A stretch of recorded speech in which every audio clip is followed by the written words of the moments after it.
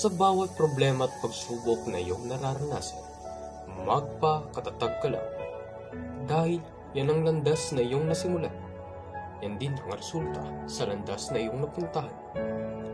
Ang mga taong iyong kinaiinisan, siya rin pala ang taong tutulong sa iyo para ikaw ay mabuhay ng may pangarap at matupad ang pangarap mo sa buhay.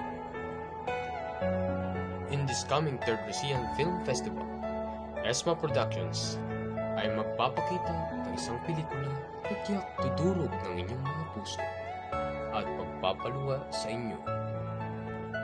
Starring with Joshua Candelaria, Mika Jane Bermudo, Nadare Piper Clamor, and the other cast of ESMA Productions. Entitled with Tulo, directed by Mark James Ball. And it's coming in this March 2021. Dahil ang pagbabago ay nasa dulo, aantayin mo pa ba ang dulo bago ka magbago?